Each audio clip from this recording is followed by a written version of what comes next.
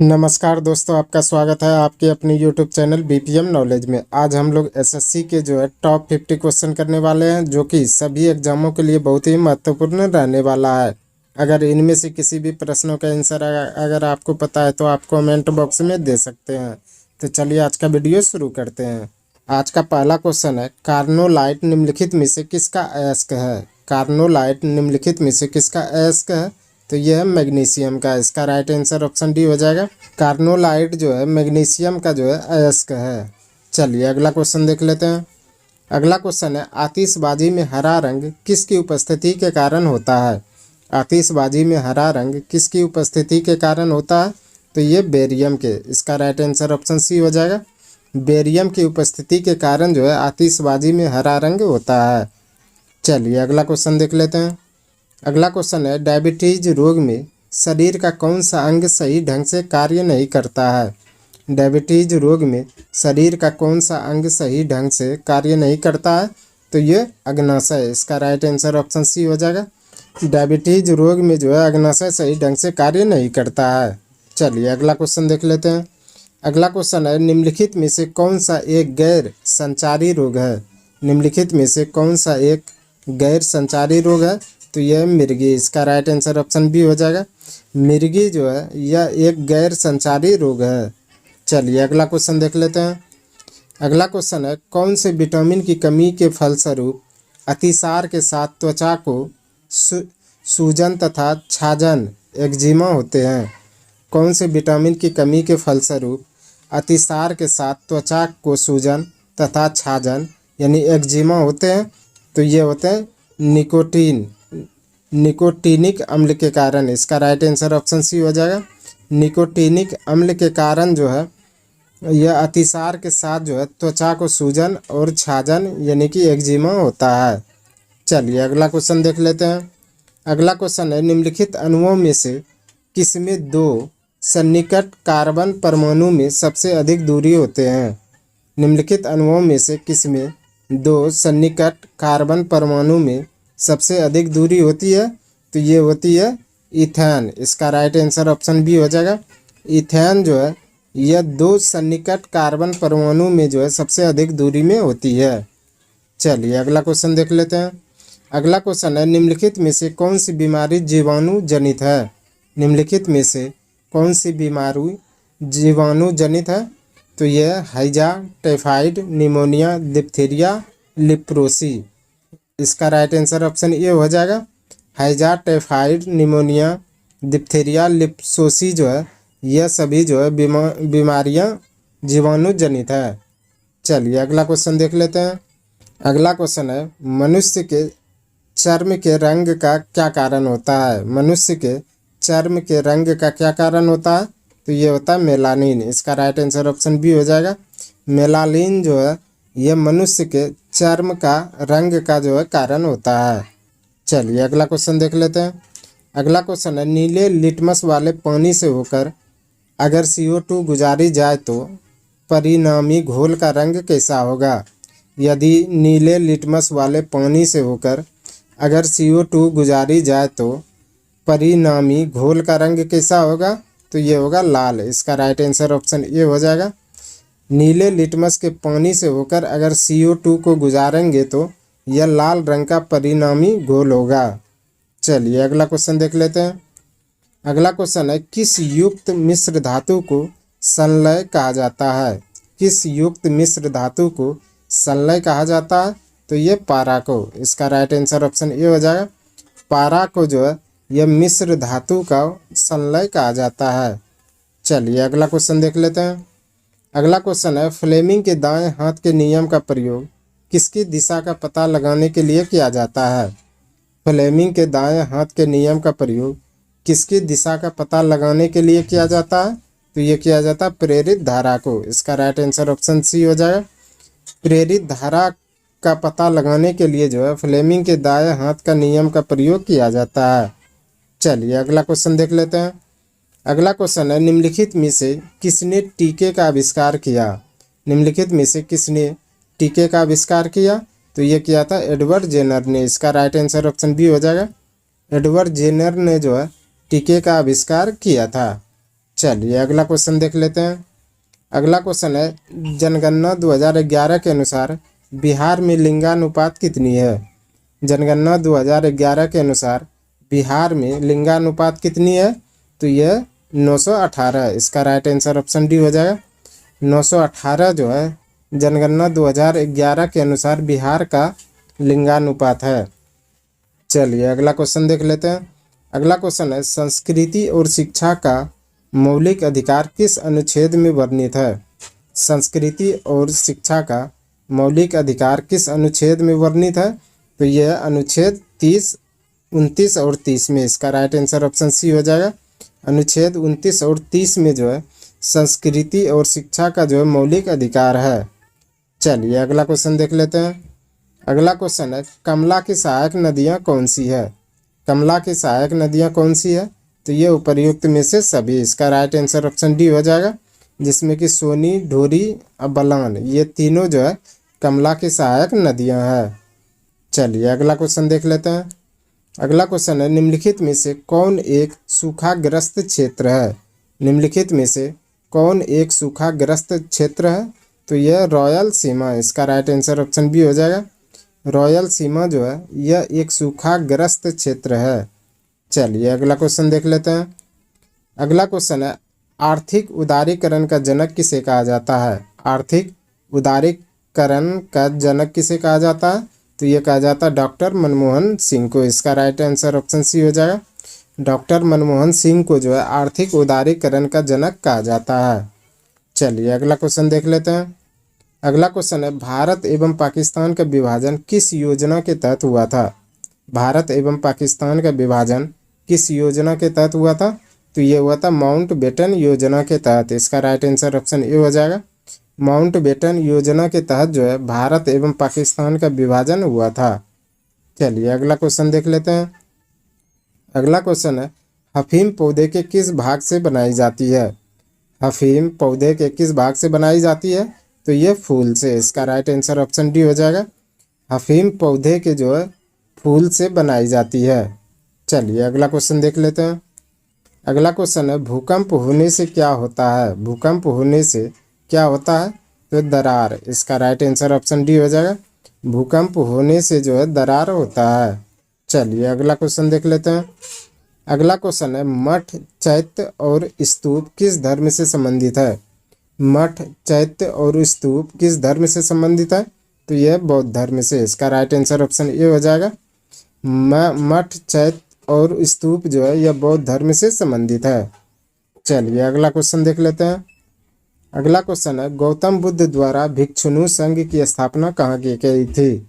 गौतम बुद्ध द्वारा भिक्षुनु संघ की स्थापना कहाँ की गई थी? तो यह की गई थी वैशाली में। इसका राइट आंसर ऑप्शन सी हो जाएगा। वैशाली में जो है गौतम बुद्ध द्वारा भिक्षुनु संघ की स्थापना की गई थी। चलिए अगला क्वेश्चन देख लेते हैं। अगला क्वेश्चन है, एलिसा परीक्षण किसे पता लगाने के लिए किया जाता है? एलिसा परीक्षण किसे पता लगाने के लिए किया जाता है? तो ये एड्स को। इसका राइट आंसर ऑप्शन बी हो जाएगा। एड्स बीमारी को जो है पता लगाने के लिए एलिसा परीक्षण जो है किया जाता है। चलिए अगला क्वेश्चन देख लेते हैं।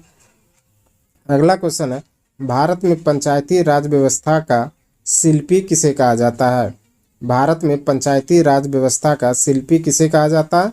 तो ये कहा जाता है बी.आर. मेहता को। इसका राइट आंसर ऑप्शन बी हो जाएगा। बी.आर. मेहता को जो है भारत में पंचायती राज व्यवस्था का जो है शिल्पी कहा जाता है। चलिए अगला क्वेश्चन देख लेते हैं। अगला क्वेश्चन है, घाटे की वित्त व्यवस्था का एक प्रमुख साधन क्या है? घाटे की वित्त व्यवस्था का एक प्रमुख साधन क्या है? तो ये राजकोषीय नीति का। इसका राइट आंसर ऑप्शन सी हो जाएगा। राजकोषीय नीति का जो है घाटे की वित्त व्यवस्था का जो है एक प्रमुख साधन है। चलिए अगला क्वेश्चन देख लेते हैं। अगला क्वेश्चन है, निम्नलिखित में से कौन मुगल शासक 15 वर्षों तक निर्वासन में रहा?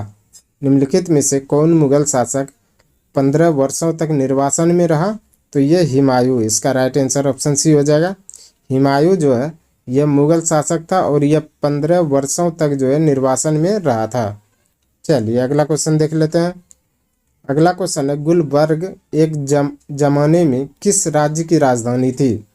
गुलबर्ग एक जमाने में किस राज्य की राजधानी थी? तो ये बहमनी की, इसका राइट आंसर ऑप्शन बी हो जाएगा। बहमनी की जो है गुलबर्ग जो है एक राजधानी थी। चलिए अगला क्वेश्चन देख लेते हैं।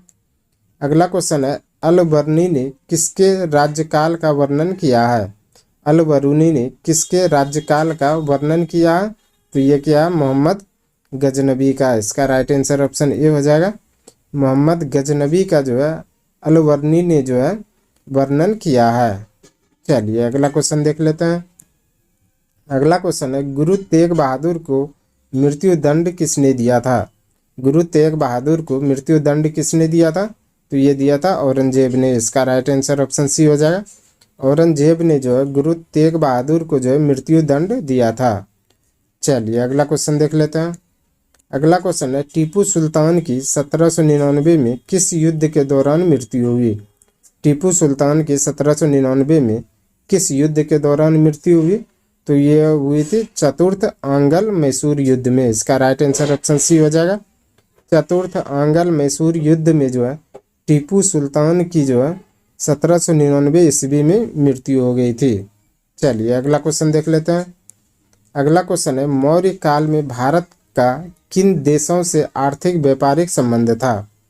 मौर्य काल में भारत का किन देशों से अधिक व्यापारिक संबंध था? तो ये था चीन, मध्य एशिया, बर्मा, दक्षिण एशिया और कुछ पश्चिमी देशों के साथ। इसका राइट आंसर ऑप्शन सी हो जाएगा। चीन, मध्य एशिया, बर्मा, दक्षिण एशिया और कुछ पश्चिमी देशों के साथ जो है मौर्य काल में भारत का जो है अधिक व्यापारिक संबंध था। चलिए अगला क्वेश्चन देख लेते हैं। अगला क्वेश्चन है, वर्ष 1928 में हिंदुस्तान सोशलिस्ट रिपब्लिकन एसोसिएशन की स्थापना कहाँ हुई थी? वर्ष 1928 में हिंदुस्तान सोशलिस्ट रिपब्लिकन एसोसिएशन की स्थापना कहाँ हुई थी?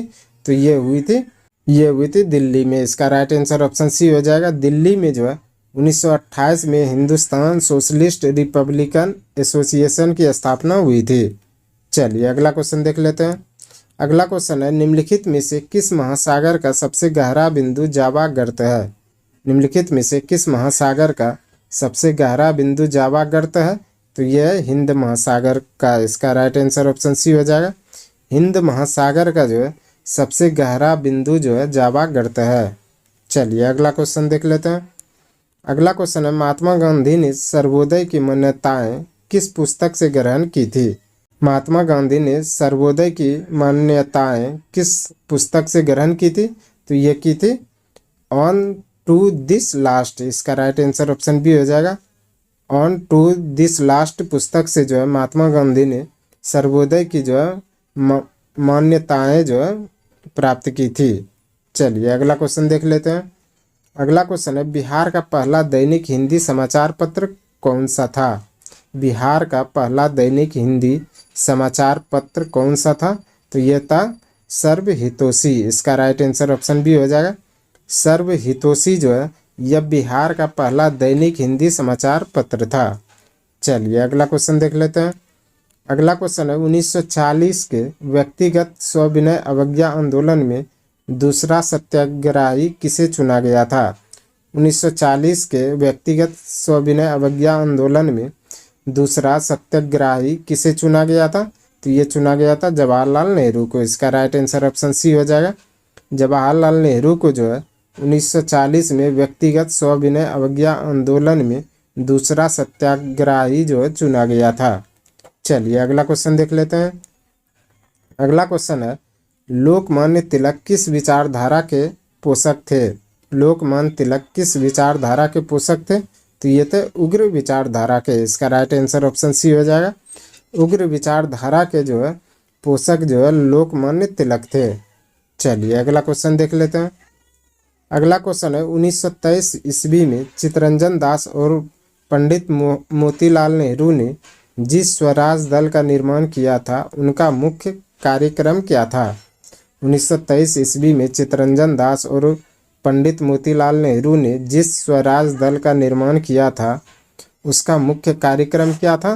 तो ये था चुनाव जीतकर विधानमंडलों में जाकर सरकार का विरोध। इसका राइट आंसर ऑप्शन डी हो जाएगा। चुनाव जीतकर विधानमंडलों में जाकर सरकार का विरोध करना जो है यह 1923 ईस्वी में चित्तरंजन दास और मोतीलाल नेहरू ने जो है स्वराज दल का निर्माण किया था। चलिए अगला क्वेश्चन देख लेते हैं। अगला क्वेश्चन है, भारत के उत्तरी मैदान पूरी तरह से किस मिट्टी से निर्मित है? भारत के उत्तरी मैदान पूरी तरह से किस मिट्टी से निर्मित है? तो यह जलोढ़ मिट्टी से। इसका राइट आंसर ऑप्शन सी हो जाएगा। जलोढ़ मिट्टी से जो है भारत के उत्तरी मैदान जो है पूरी तरह से निर्मित है। चलिए अगला क्वेश्चन देख लेते हैं।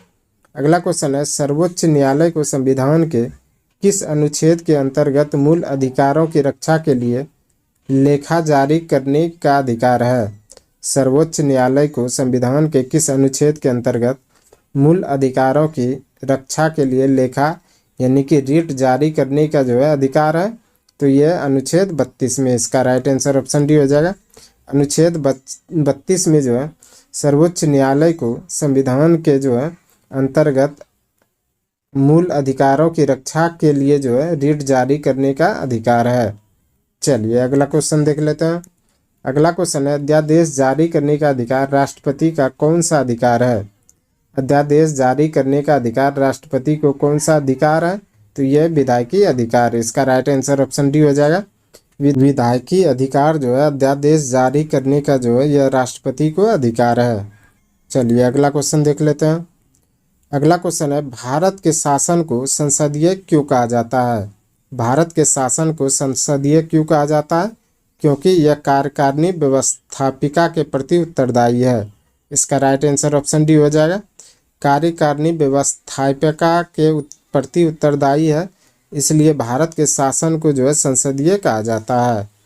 चलिए अगला क्वेश्चन देख लेते हैं। अगला क्वेश्चन है, उत्तरी पूर्व मानसून से सर्वाधिक वर्षा प्राप्त करने वाला राज्य है? उत्तरी पूर्वी मानसून से सर्वाधिक वर्षा प्राप्त करने वाला राज्य कौन सा है? तो यह तमिलनाडु। इसका राइट आंसर ऑप्शन सी हो जाएगा। तमिलनाडु जो है यह उत्तरी पूर्वी मानसून से सर्वाधिक वर्षा प्राप्त करने वाला राज्य है। चलिए अगला क्वेश्चन देख लेते हैं। अगला क्वेश्चन है, भूटान का आधिकारिक भाषा क्या है? भूटान का आधिकारिक भाषा क्या है? यह जोंगखा। इसका राइट आंसर ऑप्शन ए हो जाएगा। जोंगखा जो है यह भूटान का आधिकारिक भाषा है। चलिए अगला क्वेश्चन देख लेते हैं। अगला क्वेश्चन है, निम्नलिखित में से किसको पर्ल ऑफ साइबेरिया कहा जाता है? निम्नलिखित में से किसको पर्ल ऑफ साइबेरिया कहा जाता है? तो ये बैकाल झील को। इसका राइट आंसर ऑप्शन सी हो जाएगा। बैकाल झील को जो है पर्ल ऑफ साइबेरिया कहा जाता है। चलिए अगला क्वेश्चन देख लेते हैं। अगला क्वेश्चन है, सीढ़ीदार खेती अधिक कहाँ होती है? सीढ़ीदार खेती अधिक कहाँ होती है? तो ये पर्वतीय क्षेत्र में। इसका राइट आंसर ऑप्शन बी हो जाएगा। पर्वतीय क्षेत्र में जो है सीढ़ीदार खेती जो है अधिक होती है। चलिए अगला क्वेश्चन देख लेते हैं। अगला क्वेश्चन है, राष्ट्रीय विकास परिषद का गठन कब किया गया? राष्ट्रीय विकास परिषद का गठन कब किया गया? तो यह किया गया था अगस्त 1952 को। इसका राइट आंसर ऑप्शन सी हो जाएगा। अगस्त 1952 को जो है राष्ट्रीय विकास परिषद का गठन किया गया था। चलिए अगला क्वेश्चन देख लेते हैं। अगला क्वेश्चन है, भारत में प्रगतिशील कर प्रणाली का सर्वोत्तम उदाहरण है? भारत में प्रगतिशील कर प्रणाली का सर्वोत्तम उदाहरण क्या है? तो यह है आयकर। इसका राइट आंसर ऑप्शन डी हो जाएगा। आयकर जो है भारत में प्रगतिशील कर प्रणाली का जो है सर्वोत्तम उदाहरण है। चलिए अगला क्वेश्चन देख लेते हैं। अगला क्वेश्चन है, परिवर्तनशील आरक्षित अनुपात और खुले बाजार कार्यवाही किसके साधन है? परिवर्तनशील आरक्षित अनुपात और खुले बाजार कार्यवाही किसके साधन है? तो यह मौद्रिक नीति का। इसका राइट आंसर ऑप्शन ए हो जाएगा। मौद्रिक नीति का जो है परिवर्तनशील आरक्षित अनुपात और खुले बाजार कार्यवाही जो है साधन है। चलिए अगला क्वेश्चन देख लेते हैं।